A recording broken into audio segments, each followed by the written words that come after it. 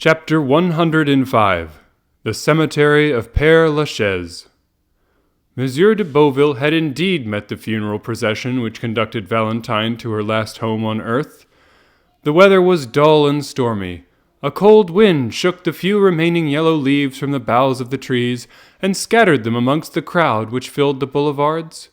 Monsieur de Villefort, a true Parisian, considered the cemetery of Pere Lachaise alone worthy of receiving the mortal remains of a Parisian family. There alone the corpses belonging to him would be surrounded by worthy associates. He had therefore purchased a vault, which was quickly occupied by members of his family. On the front of the monument was inscribed, "The families of Saint-Méran and Villefort," for such had been the last wish expressed by poor Renée, Valentine's mother. The pompous procession therefore wended its way towards Pere Lachaise from the Faubourg Saint-Honoré.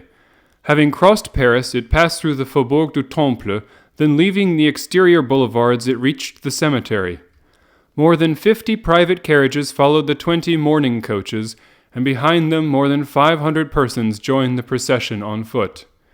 These last consisted of all the young people whom Valentine's death had struck like a thunderbolt, and who, notwithstanding the raw chilliness of the season, could not refrain from paying a last tribute to the memory of the beautiful, chaste, and adorable girl thus cut off in the flower of her youth. As they left Paris, an equipage with 4 horses at full speed was seen to draw up suddenly. It contained Monte Cristo. The Count left the carriage and mingled in the crowd who followed on foot. Chateau Renaud saw him, and immediately alighting from his coupé joined him. The Count looked attentively through every opening in the crowd. He was evidently watching for someone, but his search ended in disappointment. "Where is Morel?" he asked. "Do either of these gentlemen know where he is?" "We have already asked that question," said Chateau Renaud, "for none of us have seen him." The Count was silent, but continued to gaze around him. At length they arrived at the cemetery. The piercing eyes of Monte Cristo glanced through clusters of bushes and trees, and was soon relieved from all anxiety, for he saw a shadow glide between the yew trees, and Monte Cristo recognized him whom he sought. A funeral in this magnificent metropolis generally presents the same aspect at all times. Black figures are seen scattered in the long white avenues. A silence of earth and heaven is alone broken by the noise made by the crackling branches of hedges planted round the monuments. Then follows the melancholy chant of the priests, mingled now and then with a sob of anguish, escaping from some female concealed under a mass of flowers. The shadow Monte Cristo had remarked passed rapidly behind the tomb of Abelard and Heloise, and placed itself close to the horses' heads belonging to the hearse, and following the undertaker's men, arrived with them at the spot appointed for the burial. Each person's attention was occupied. Monte Cristo saw nothing but the shadow, which no one else observed. Twice the Count left the ranks to see whether the object of his interest had any concealed weapon beneath his clothes. When the procession stopped, this shadow was recognized as Morel, who, his coat buttoned up to his throat, his face livid, and convulsively crushing his hat between his fingers, leaned against a tree, situated on an elevation commanding the mausoleum, so that none of the funeral details could escape his observation. Everything was conducted in the usual manner. A few men, the least impressed of all by the scene, pronounced a discourse, some deploring this premature death, others expatiating on the grief of the father, and one very ingenious person quoted the fact of Valentine having solicited pardon of her father for criminals on whom the arm of justice was ready to fall, until at length they exhausted their stores of metaphor and mournful speeches. Monte Cristo heard and saw nothing, or rather, he only saw Morel, whose calmness had a frightful effect on him who alone knew what was passing in his heart. "See," said Beauchamp, pointing out Morel to Debray, "what is he doing up there?" And they called Chateau Renaud's attention to him. "How pale he is," said Chateau Renaud, shuddering. "He is cold," said Debray. "Not at all," said Chateau slowly. "I think he is violently agitated. He is very susceptible." "Bah," said Debray. "He scarcely knew Mademoiselle de Villefort. You said so yourself." "True. Still, I remember he danced 3 times with her at Madame de Morcerf's. Do you recollect that ball, Count, where you produced such an effect?" "No, I do not," replied Monte Cristo, without even knowing of what or to whom he was speaking. So much was he occupied in watching Morrel, who was holding his breath with emotion. "The discourse is over. Farewell, gentlemen," said the Count, and he disappeared without anyone seeing whither he went. The funeral being over, the guests returned to Paris. Chateau Renaud looked for a moment for Morrel, but while watching the departure of the Count, Morrel had quitted his post, and Chateau Renaud, failing in his search, joined Debray and Beauchamp. Monte Cristo concealed himself behind a large tomb and waited the arrival of Morrel, who by degrees approached the tomb now abandoned by spectators and workmen. Morrel threw a glance around, but before it reached the spot occupied by Monte Cristo, the latter had advanced yet nearer, still unperceived. The young man knelt down. The Count, with outstretched neck and glaring eyes, stood in an attitude ready to pounce upon Morrel upon the first occasion. Morrel bent his head till it touched the stone, then clutching the grating with both hands, he murmured, "Oh, Valentine!" The Count's heart was pierced by the utterance of these two words. He stepped forward and touching the young man's shoulder said, "I was looking for you, my friend."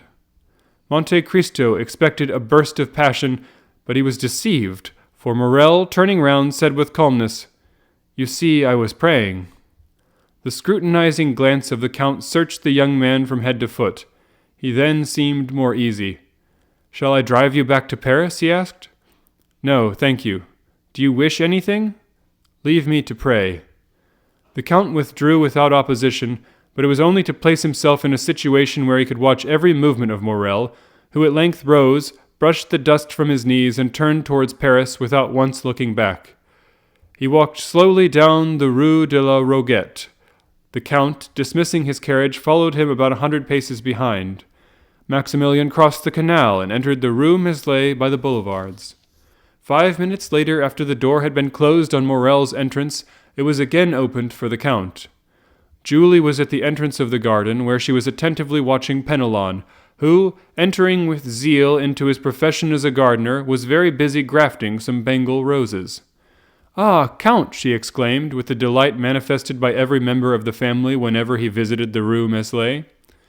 "Maximilian has just returned, has he not, madame?" asked the Count. "Yes, I think I saw him pass. But pray, call Emmanuel."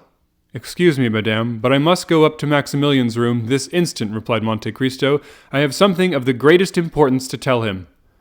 "Go, then," she said, with a charming smile which accompanied him until he had disappeared.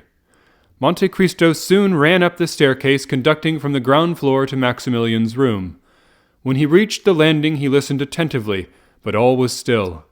Like many old houses occupied by a single family, the room door was paneled with glass, but it was locked. Maximilian was shut in, and it was impossible to see what was passing in the room, owing to a red curtain being drawn before the glass. The Count's anxiety was manifested by a bright color which seldom appeared on the face of that impassible man. "What shall I do?" he uttered, and reflected for a moment. "Shall I ring? No, the sound of a bell announcing the visitor will but accelerate the resolution of one in Maximilian's situation, and then the bell will be followed by a loud noise." Monte Cristo trembled from head to foot, and as if his determination had been taken with the rapidity of lightning, he struck one of the panes of glass with his elbow. The glass was shivered to atoms. Then, withdrawing the curtain, he saw Morrel, who had been writing at his desk, bound from his seat at the noise of the broken window. "I beg 1,000 pardons," said the Count. "There is nothing the matter, but I slipped down and broke one of your panes of glass with my elbow. Since it is open, I will take advantage of it to enter your room. Do not disturb yourself. Do not disturb yourself." And passing his hand through the broken glass, the Count opened the door. Morrel, evidently discomposed, came to meet Monte Cristo, less with the intention of receiving him than to exclude his entry. "Ma foi," said Monte Cristo, rubbing his elbow, "it's all your servant's fault. Your stairs are so polished, it is like walking on glass." "Are you hurt, sir?" coldly asked Morrel. "I believe not. But what are you about there? You are writing." "I? Your fingers are stained with ink." "Ah, true, I was writing. I do sometimes, soldier though I am." Monte Cristo advanced into the room. Maximilian was obliged to let him pass, but he followed him. "You were writing," said Monte Cristo with a searching look. I have already had the honor of telling you I was, said Morrel. The Count looked about him. Your pistols are beside your desk, said Monte Cristo, pointing with his finger to the pistols on the table. I am on the point of starting on a journey, replied Morrel disdainfully. My friend, exclaimed Monte Cristo in a tone of exquisite sweetness. Sir? My friend, my dear Maximilian, do not make a hasty resolution, I entreat you. I make a hasty resolution, said Morrel, shrugging his shoulders. Is there anything extraordinary in a journey? Maximilian, said the Count, let us both lay aside the mask we have assumed. You no more deceive me with that false calmness than I impose upon you with my frivolous solicitude. You can understand, can you not, that to have acted as I have done, to have broken those windows, to have intruded on the solitude of a friend, you can understand that to have done all this I must have been actuated by real uneasiness, or rather by a terrible conviction. Morrel, you are going to destroy yourself. Indeed, Count, said Morrel, shuddering, what has put this into your head? I tell that you are about to destroy yourself, continued the Count, and here is the proof of what I say. And approaching the desk, he removed the sheet of paper which Morrel had placed over the letter he had begun, and took the latter in his hands. Morrel rushed forward to tear it from him, but Monte Cristo, perceiving his intention, seized his wrist with his iron grasp. You wish to destroy yourself, said the Count. You have written it. Well, said Morrel, changing his expression of calmness for one of violence. Well, and if I do intend to turn this pistol against myself, who shall prevent me? Who will dare prevent me? All my hopes are blighted, my heart is broken, my life a burden, everything around me is sad and mournful. Earth has become distasteful to me, and human voices distract me. It is a mercy to let me die, for if I live I shall lose my reason and become mad. When, sir, I tell you all this with tears of heartfelt anguish, can you reply that I am wrong? Can you prevent my putting an end to my miserable existence? Tell me, sir, could you have the courage to do so? Yes, Morrel, said Monte Cristo, with a calmness which contrasted strangely with the young man's excitement. Yes, I would do so. You, exclaimed Morrel, with increasing anger and reproach, you who have deceived me with false hopes, who have cheered and soothed me with vain promises when I might, if not have saved her, at least have seen her die in my arms. You who pretend to understand everything, even the hidden sources of knowledge. You who enact the part of a guardian angel upon earth, and could not even find an antidote to a poison administered to a young girl. Ah, sir, indeed, you would inspire me with pity were you not hateful in my eyes. Morrel? Yes, you tell me to lay aside the mask, and I will do so. Be satisfied. When you spoke to me at the cemetery, I answered you. My heart was softened. When you arrived here, I allowed you to enter. But since you abuse my confidence, since you have devised a new torture after I thought I had exhausted them all, then, Count of Monte Cristo, my pretended benefactor, then, Count of Monte Cristo, the universal guardian, be satisfied you shall witness the death of your friend. And Morrel, with a maniacal laugh, again rushed towards the pistols. And I again repeat, you shall not commit suicide. Prevent me, then, replied Morrel, with another struggle which, like the first, failed in releasing him from the Count's iron grasp. I will prevent you. And who are you, then, that arrogate to yourself this tyrannical right over free and rational beings? Who am I? Repeated Monte Cristo. Listen, I am the only man in the world having the right to say to you, Morrel, your father's son shall not die today. And Monte Cristo, with an expression of majesty and sublimity, advanced with his arms folded towards the young man, who involuntarily, overcome by the command of this man, recoiled a step. Why do you mention my father? Stammered he. Why do you mingle a recollection of him with the affairs of today? Because I am he who saved your father's life when he wished to destroy himself as you do today. Because I am the man who sent the purse to your young sister and the Pharaon to old Morrel. Because I am the Edmond Dantès who nursed you, a child, on my knees. Morrel made another step back, staggering, breathless, crushed. Then all his strength gave way, and he fell prostrate at the feet of Monte Cristo. Then his admirable nature underwent a complete and sudden revulsion. He rose, bounded out of the room, and rushed to the stairs, exclaiming energetically, "Julie, Julie! Emmanuel, Emmanuel!" Monte Cristo endeavored also to leave, but Maximilian would have died rather than relax his hold of the handle of the door, which he closed upon the Count. Julie, Emmanuel, and some of the servants ran up in alarm on hearing the cries of Maximilian. Morrel seized their hands, and opening the door, exclaimed in a voice choked with sobs, on your knees, on your knees. He is our benefactor, the Savior of our Father.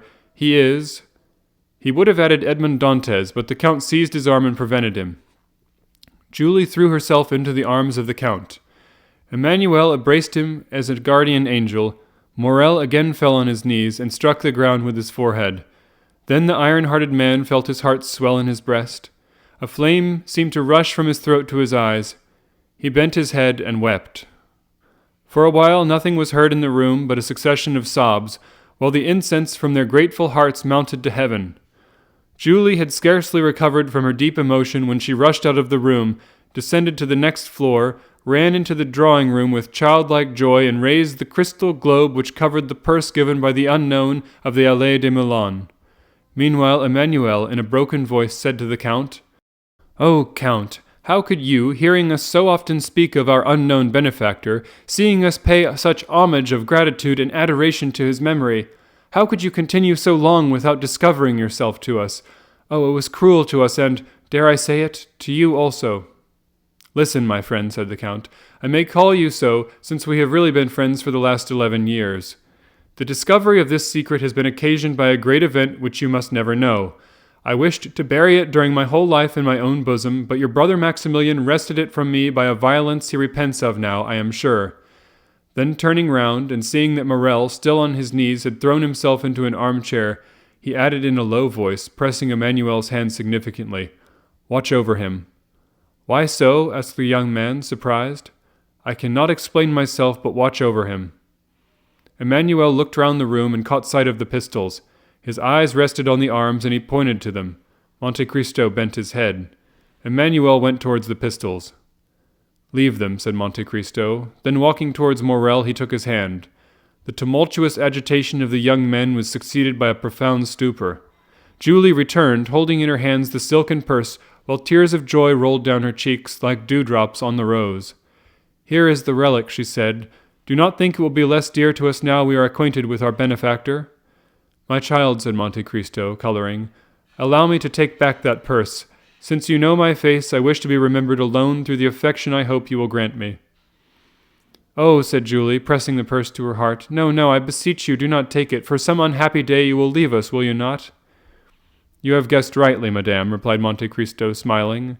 "In a week I shall have left this country where so many persons who merit the vengeance of heaven lived happily, while my father perished of hunger and grief." While announcing his departure, the Count fixed his eyes on Morrel and remarked that the words, "I shall have left this country," had failed to rouse him from his lethargy. He then saw that he must make another struggle against the grief of his friend, and taking the hands of Emmanuel and Julie, which he pressed within his own, he said with the mild authority of a father, "My kind friends, leave me alone with Maximilian."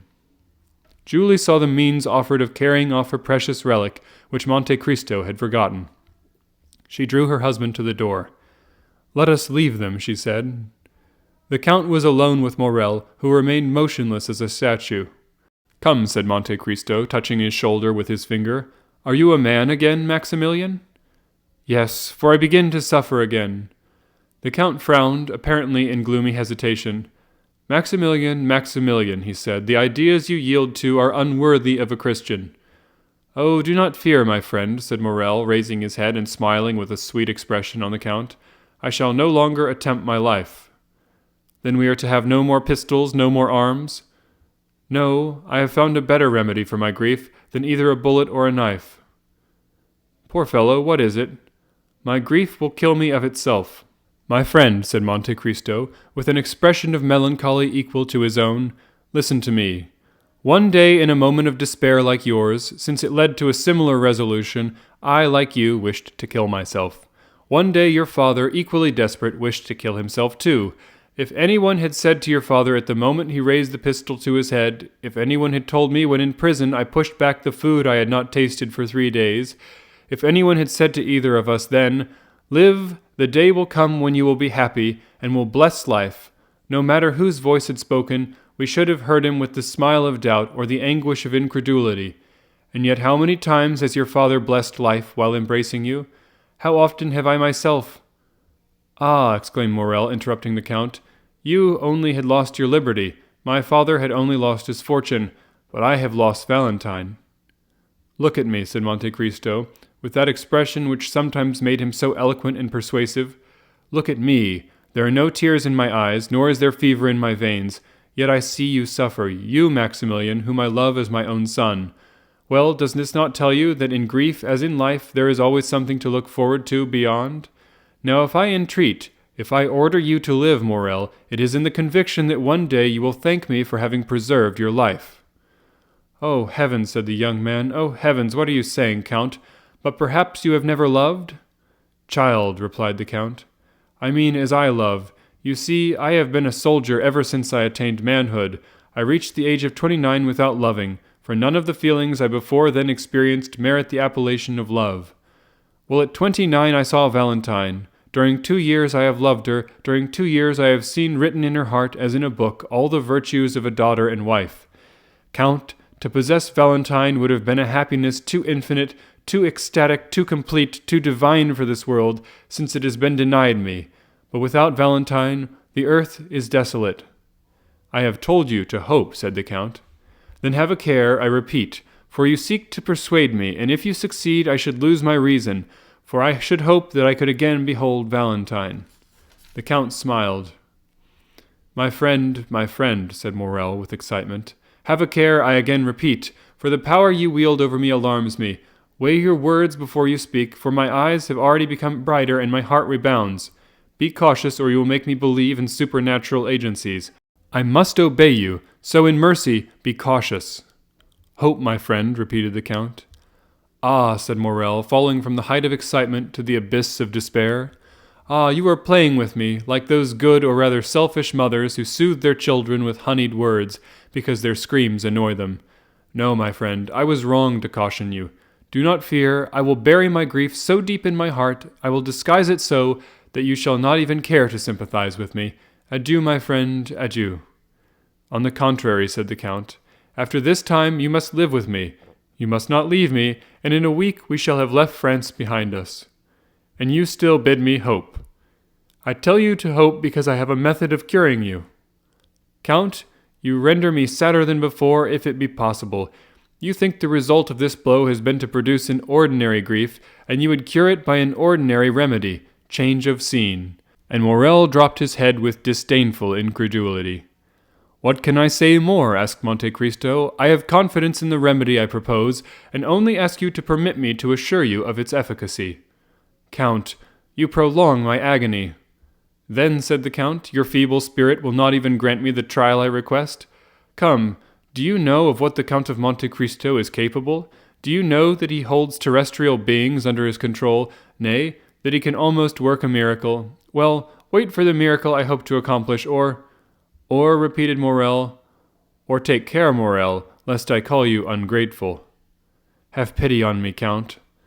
"I feel so much pity towards you, Maximilian, that, listen to me attentively, if I do not cure you in a month to the day, to the very hour, mark my words, Morrel, I will place loaded pistols before you and a cupful of the deadliest Italian poison, a poison more sure and prompt than that which has killed Valentine. Will you promise me?" "Yes, for I am a man and have suffered like yourself, and also contemplated suicide. Indeed, often since misfortune has left me, I have longed for the delights of an eternal sleep."